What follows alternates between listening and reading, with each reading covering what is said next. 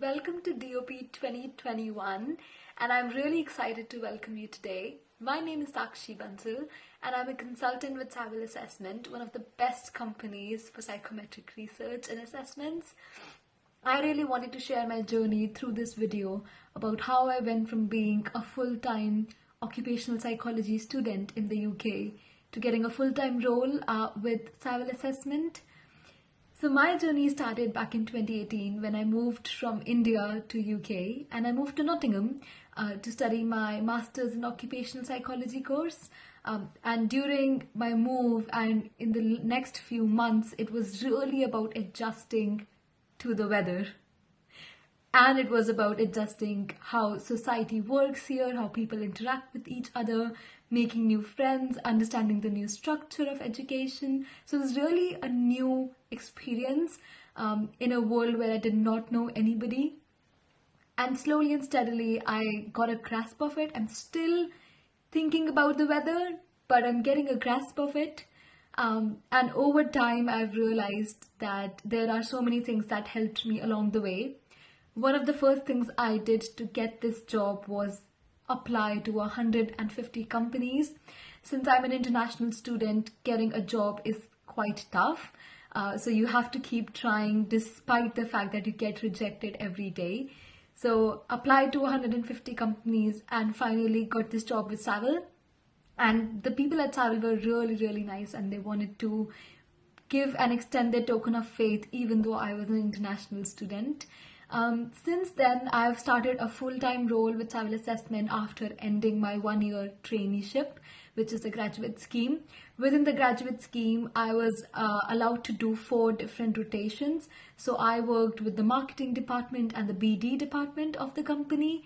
I worked with the research department, where I did a lot of planning and progressing for the next year, working on the tools and the assessments we have, how they work together, the algorithms, the background basically. And then I moved into more of a bureau role, which is supporting our clients, supporting our partners all over the world. And now I'm in a full-time consulting role, which is my 4th and final rotation. And here I day-to-day manage accounts and clients and recommending the best solutions that we can provide. So overall, my journey has been quite exciting, and there was a lot of support throughout the way. Even now, I get a lot of support from my colleagues who are much experienced than me or who have been here longer.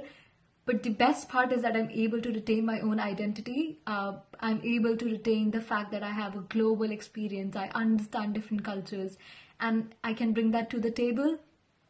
What my own personal technical knowledge and knowledge about research and tools has come quite handy, and it's always useful when you have a strong educational background in what you're studying, so you can apply it better, especially when it's assessments related. But then with that also comes client understanding and small aspects like project management or bigger things like stakeholder management that you learn along the way. The other thing that came to my mind was the support that I could have. And one of the support that I think we should all extend to our international community is just understanding about how the background, the law, the visa, the other logistics work when you're hiring an international candidate. You obviously think about what you can do to support them, but there's a lot that goes behind getting an international person on board. So just a little bit more awareness around that would be amazing in the community. And overall, I can say that the networking, the work, it has all been worth it, and it has all been amazing. So thank you and enjoy your conference.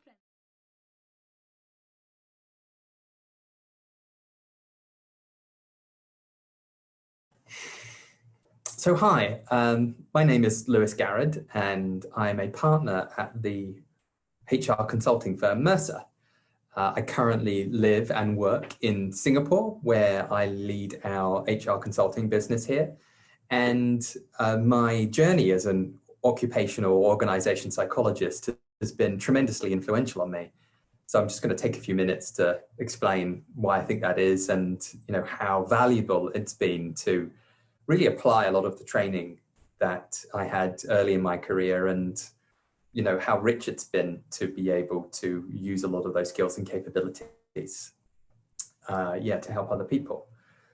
So I ended up taking a master's in occupational psychology in 2004. And my undergraduate degree was actually in cognitive neuroscience. My passion as a young person was always around science and math, really. I was a bit of a math whiz when I was at school. And, I really found that psychology was an incredibly interesting area because really it was applied evidence to, the reason people act as they do. And, the cognitive neuroscience gave me a good grounding in the sort of science of psychology, not just the philosophy of mind, which so many people associate with it. And when I left my master's degree, I took a little bit of time off, but I then got a job with an organization called Sirota, which had just started an office in the UK. It was an American company, and it was primarily doing employee surveys. And at the time, it was a sort of a mix between employee satisfaction surveys, employee engagement surveys, culture surveys, whatever it might be. Basically, the business was in asking people about the experiences they have at work, the experience they would have with their boss, or their attitudes towards senior leaders, and trying to help companies and organizations in general use that data to improve the performance of teams. And that turned out to be very, very productive learning. It was a great training ground because for a few reasons, it brought me very close to the most senior leaders of the largest companies in the world. To really understand what their issues and problems were. Why did they care about the thoughts and feelings of their employees? What sorts of things got them interested? What did they argue about? And that, I think, allowed me not only to learn a lot about how to apply a lot of the training of an occupational psychologist in context, it also helped me to see the value of having science and data at the heart of everything that we do.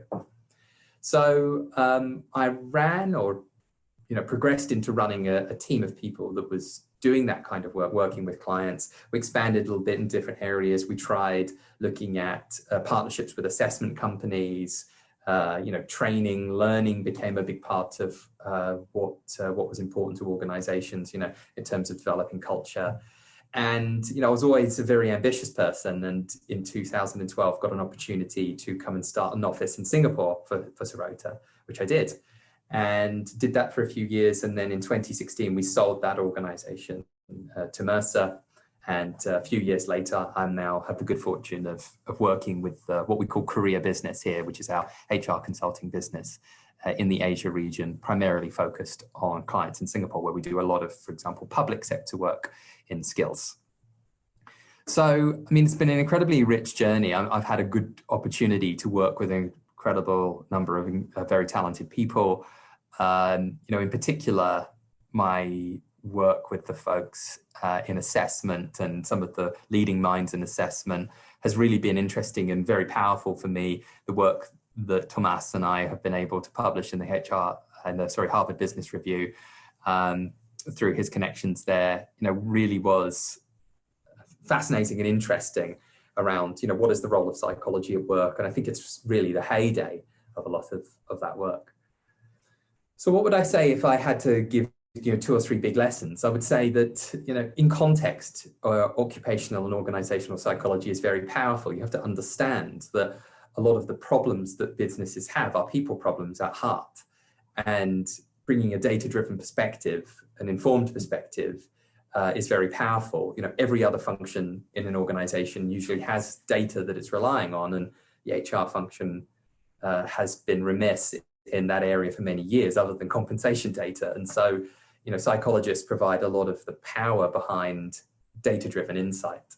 I would say it's incredibly important to really understand the businesses that you work with. You can't put a lot of the science in context unless you really understand what kind of business problems an organization is trying to solve. And the more senior you can interact with, the more senior in terms of stakeholders you can talk to, the more you'll learn about what the sort of real issues and challenges that a business faces actually are. And then last, I would say, connections with colleagues from within the profession can be incredibly important and powerful. I spent most of my career basically studying people at work, particularly their thoughts, feelings, and attitudes towards that work. And I really learned a lot from people working in assessment, for example, about the various different needs and personalities and capabilities of people and how that might influence their experiences. So everything is connected.